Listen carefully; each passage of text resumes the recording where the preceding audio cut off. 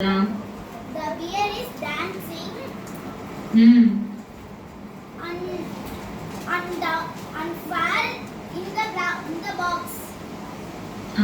Super. Okay, இதுவும் நம்ம வந்து படிச்சோம்.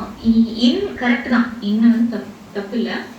இந்த இடத்துல அதுக்குள்ளார அப்படி இப்போ உள்ள அப்படிங்கிறதுனா இன்னு, அதுக்குள்ள அப்படின்னு சொல்றப்போ இன்டு அப்படின்னு ஒரு வார்த்தை எக்ஸ்ட்ராவா படிச்சோம் ப்ரிபோசிஷன்ஸ்ல.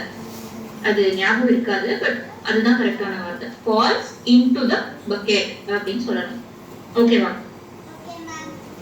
சின்ன சின்ன வார்த்தை இது இன்னொன்னும் சொல்லலாம், தப்பு இல்லை. பட் இன்டுன்னு சொன்னா இன்னும் பெட்டரா தெரியும். நம்ம பேசுறப்போ அந்த பொண்ணு நிறைய தெரிஞ்சிருக்கு அப்படின்னு நினைப்பாங்க.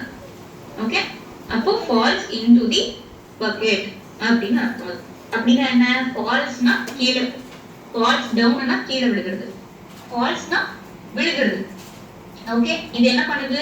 இது அப்படியே விளையாடிட்டே டான்ஸ் பண்ணிட்டே வந்து கல்லு தடுக்கி ஒரு பக்கெட் நிறைய தண்ணிக்குள்ள விழுந்துருது, அவ்வளவுதான். அப்போ falls into a bucket. Bucket குள்ள என்ன இருக்கு? வாட்டர். அது எப்படி சொல்லலாம்? Falls into a bucket of water. புரியுதா? நான் வேகமா சொல்றேனா? ஓகே, பின்னாடி இருக்கிற பசங்களுக்கு புரியுதா? Yes ma'am. Okay.